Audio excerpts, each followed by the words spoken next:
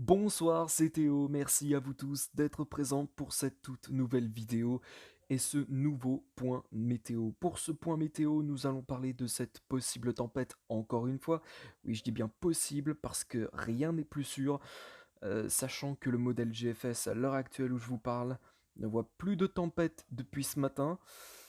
Contrairement à d'autres modèles comme Arpège, UCMO, Icon, etc., qui continuent de voir cette tempête se diriger vers la France, se confirmer en tous les cas. Hum. Pour ce point météo, nous ne sommes pas sur le modèle GFS, voilà, puisque il va me servir à rien, puisqu'il ne voit plus de tempête, contrairement donc au modèle arpège, et le modèle arpège est un modèle de Météo France, donc on lui fait plus confiance que le modèle GFS, qui est un modèle américain, qui n'est donc pas le modèle adéquat, je pense, pour prévoir. Enfin, bref. Je fais plus confiance voilà, au modèle français qu'au modèle américain. Euh, et voilà.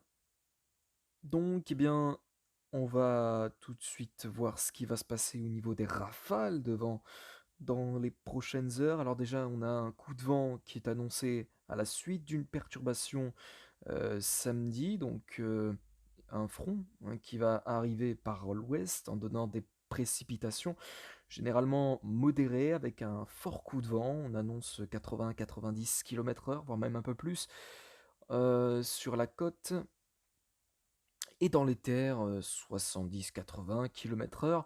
Voilà, donc c'est les prémices de cette tempête qui pourrait donc arriver dimanche, qui normalement, et je dis bien normalement, devrait arriver dimanche si tout se confirme d'ici là.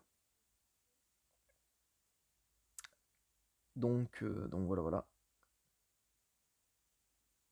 Et puis ensuite, donc dimanche, eh bien là, c'est la tempête, voilà. Avec des rafales qui pourraient donc atteindre les 110 à 130 km/h sur les côtes et dans les terres, on atteindrait des rafales jusqu'à 110 km/h, voire même un peu plus, puisque on a un resserrement isobarique qui pourrait s'effectuer en entrant dans les terres, donc ce qui pourrait faire craindre un renforcement de ces rafales de vent en atteignant les terres. On en reparle tout de suite. Donc tout d'abord, on est sur les rafales de vent maximum à l'échelle. Euh, donc bon, déjà aujourd'hui, donc y a rien de notable.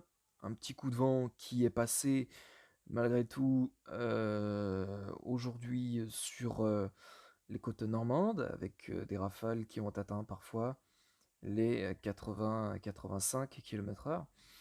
Mais voilà, ça en reste là, rien de bien méchant pour le moment. Ça va être vraiment la suite, hein. La suite va être vraiment par contre chaotique, notamment samedi avec donc l'arrivée de ce fort coup de vent avant, qui précédera bien sûr la tempête de dimanche. Alors vendredi, on a à nouveau un petit coup de vent. Alors un coup de vent pas non plus bien méchant, qui pourrait arriver donc, enfin qui arrivera sur les côtes de la Manche, avec des rafales qui atteignent les 70, 75 à 80 km/h sur les côtes. Donc là, rien de bien exceptionnel. Une nouvelle fois.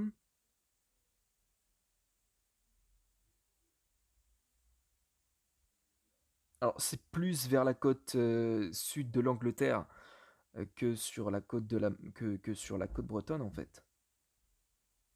Donc voilà. Donc à vrai dire en fait la côte bretonne ne ressentira pas les effets de ce coup de vent. Vendredi, à vrai dire, c'est plus la côte sud de l'Angleterre qui risque de sentir les effets de ce coup de vent. Donc voilà. Et pour la suite, eh bien, comme vous pouvez le constater, on a un nouveau coup de vent. Déjà vendredi soir, hop là, qui, voilà, qui arrivera.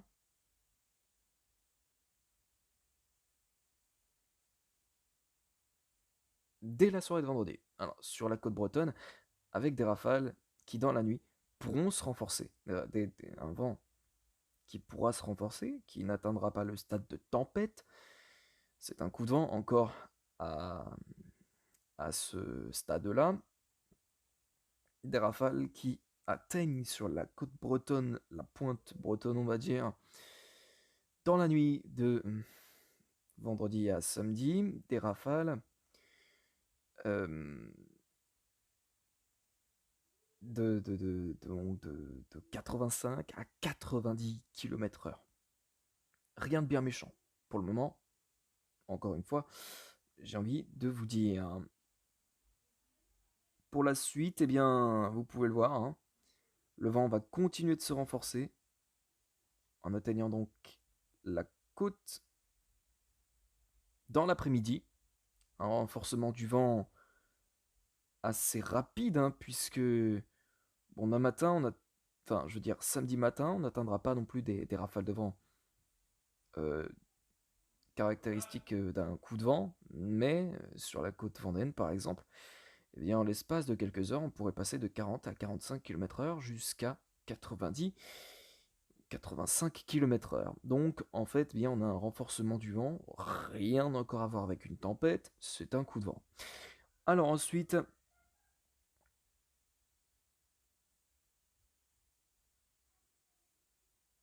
un coup de vent qui se mettra en place aussi dans la soirée de samedi sur la côte aquitaine. Voilà. Et dimanche, voilà. Là, voilà cette tempête, elle commence un petit peu à se faire voir. On voit déjà sur le plan de cette carte que les rafales de vent sur la côte nord de l'Espagne, hein, donc elles pourraient toucher l'Espagne. Donc à ce moment-là, ça pourrait devenir une tempête plutôt avec un nom espagnol. On en reparlera. Et donc, on voit déjà les premières rafales de vent qui soufflent sur la côte nord de l'Espagne dès la matinée de dimanche, avec des rafales qui atteignent les 110 à 120 km/h, voire même un peu plus sur la côte nord de l'Espagne, jusqu'à 130 km/h sur les caps les plus exposés, ou même plus. Rien n'est exclu. Et puis ensuite, voilà, donc la tempête continue sa route en prenant la direction de l'ouest, en tout cas de l'est, mais en tout cas de l'ouest de la France. Voilà. Et regardez. Donc à 15 heures, elle commence à s'approcher de nos côtes. On va le sentir. On va le sentir. Alors, je reviens en arrière. Je reviens en arrière. Voilà. Donc on va commencer à le sentir. Alors déjà, sur la côte aquitaine, regardez. On a déjà des rafales de vent qui commencent à se renforcer. Alors on a un vent qui commence à se renforcer. Donc là on est sur du 85, 80, 70, 15, ouais 75, 80, 85, j'ai beaucoup de mal, désolé. Et puis ensuite, eh bien, en l'espace de 3 heures, sur la même zone où il y a ces rafales de vent, le vent va largement se renforcer. Là on est sur du 90 km/h jusqu'à 100 km/h en atteignant la côte aquitaine dans la même zone où, enfin bref, voilà, vous avez compris. Le vent va aussi se renforcer près des côtes vendéennes, très largement, et dans le début d'après-midi.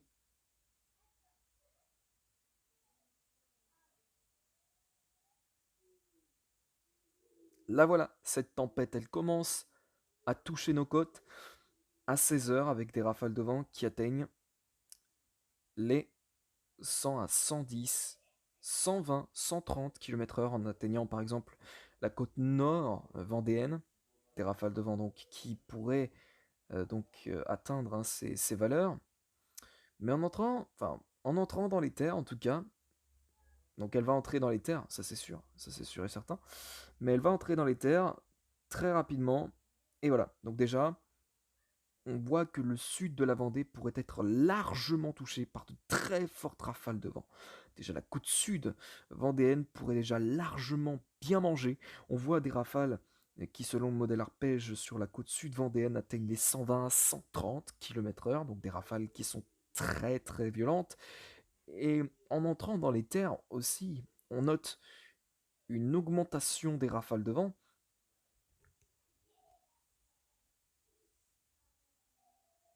Dans les terres, on atteint 110 km/h, donc ce qui est quand même pas mal. Et dans les terres aussi, ça commence très largement, très nettement à se renforcer. Le matin et l'après-midi, vous aurez juste une petite valeur signe d'une petite brise, une brise de, allez quoi, de 40-50 km/h, mais ensuite, bah, ça va largement se renforcer, et dans les terres, on atteint déjà les 90 km/h, notamment sur le nord du Limousin, ou encore le Poitou-L'Anjou et les Charentes. Et déjà, vu sur la Charente-Maritime, ça souffle déjà très fort, a priori vers 17 h, on atteint 100 km/h, 110. Voilà. Donc déjà, donc ça commence, la tempête, elle commence déjà à s'engouffrer, voilà, dans les terres dès 17 h, et la Vendée qui sera a priori touchée en premier selon le modèle arpège. Ensuite, eh bien, cette tempête continue, voilà, cette tempête continue à 19 h, eh bien, elle gagne l'ensemble de la région centre, avec donc eh bien, des rafales qui atteignent les 100 à 110 km/h dans les terres, voire même un petit peu plus. Pourquoi? À cause d'un resserrement isobarique qui pourrait s'effectuer à ce moment-là. On en reparle tout à l'heure. Et puis donc, pour la suite, hein, vous voyez que la tempête continue largement sa route vers Lyon, vers l'Aube, avec des rafales qui restent tempétueuses dans les terres, 100 à 110 km/h toujours. Voilà, voilà. Donc sur les côtes, on est sur du 100, 130, 100, 130 km/h, et dans les terres, nous sommes sur du 100, 110, 120 km/h selon certaines zones. Dans les zones violettes, que vous pouvez voir ici sur les Deux-Sèvres, la Vienne, l'Indre-et-Loire, le Cher, eh bien là, les rafales pourraient atteindre localement les 120 km/h. Et voilà.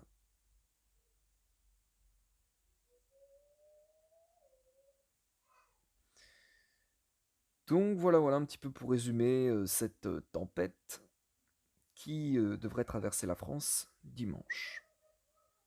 Voilà, voilà. Au niveau des précipitations, bah bien sûr, c'est une grande dépression qui nous attend, et donc nous aurons beaucoup, beaucoup de précipitations qui seront attendues. Regardez, sur l'ensemble de l'épisode, eh bien, sur l'épisode tempétueux, au niveau des millimètres de précipitation, sur la Bretagne notamment, on atteindra les 60 à 70 millimètres, ce qui est quand même pas mal. Et sur les Pays de la Loire, Loire-Atlantique et la Vendée, on attend jusqu'à 40 millimètres. Donc on pourrait être quand même moins touché que la Bretagne, qui pourrait être le plus durement touché par les précipitations de cette tempête. On pourrait même le monter jusqu'à 60, ouais, 70 millimètres, ce qui est relativement pas mal. Mais aussi une bonne nouvelle pour nos nappes phréatiques, j'ai envie de vous dire. Voilà. Donc ça, c'est sur l'ensemble de l'épisode tempétueux. Voilà. Donc on attend vraiment beaucoup de précipitations d'ici donc dimanche, d'ici la journée de dimanche. Voilà. Alors maintenant, on va regarder la pression atmosphérique. Car comme je vous l'ai dit, eh bien, ce qui nous attend, donc c'est une tempête. Et voilà, regardez. À 13 h, on voit cette dépression, hein, qui affiche des valeurs en hectopascal de 991 en son cœur. Et on voit ici aussi ce petit resserrement isobarique, ce qui signifie donc que les vents sont forts dans cette zone-là.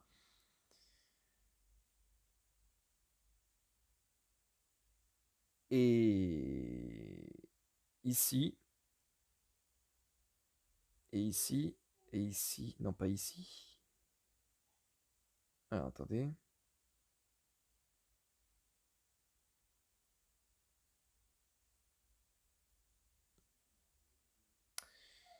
Et ici, on a le cœur de la dépression. Voilà. Donc ce cœur, ensuite, eh bien, on va le retrouver euh, dans la soirée de dimanche sur la région centre avec un resserrement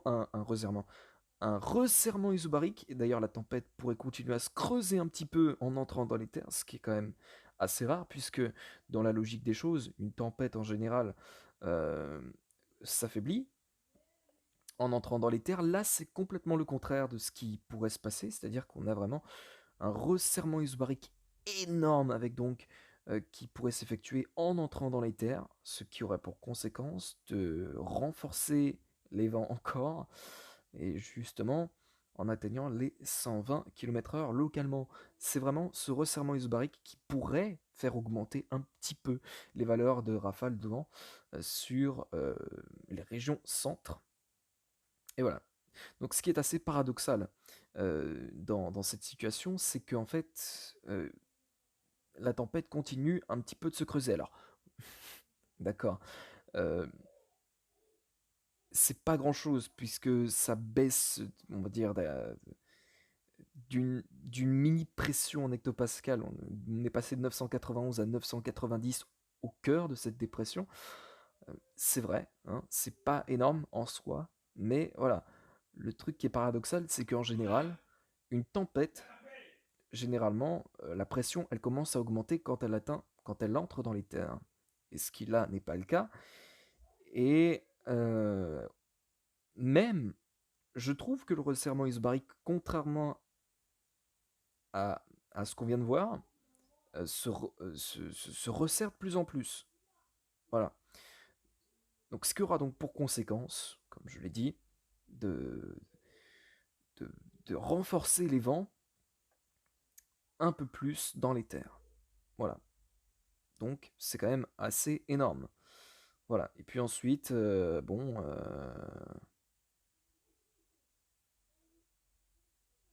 ensuite, eh bien, voilà, hein, cette, alors je crois, oui, c'est ça, hein. On a ces rafales de vent, alors ce resserrement isobarique qui annonce des rafales de vent, enfin, qui est synonyme de rafales de vent, on va dire, sur le sud de l'Espagne et le nord-est du pays, le sud de l'Allemagne, pardon, et le nord-est de la France. Voilà. Donc voilà, voilà. Sachant que la tempête pourrait commencer à faiblir en atteignant vraiment le nord-est. Donc voilà, voilà. Mais c'est quand même assez énorme. C'est une tempête qui pourrait être violente. Donc ça nécessitera peut-être une alerte orange si ça se confirme. Mais en tout cas, ça semble en tout cas de plus en plus se confirmer. Tout le monde en parle, même Météo France, Météo Agathe aussi. Donc non, ça commence vraiment à prendre beaucoup d'ampleur ces prévisions. De toute façon, il y aura peut-être un nouveau point météo d'ici samedi pour faire un dernier point. Et voilà, voilà. Donc, alors un dernier point, peut-être avec une carte de vigilance météorologique de ma part, si ça se confirme. Et puis voilà. Bon bah écoutez, ben, ça va être la fin de ce point météo. J'espère qu'il vous aura plu et d'en apprendre un petit peu plus sur cette tempête, ce qui pourrait nous attendre dès ce week-end. Enfin bref, je vous laisse. On se retrouve tout de suite avec le bulletin météo. Ciao, bye bye.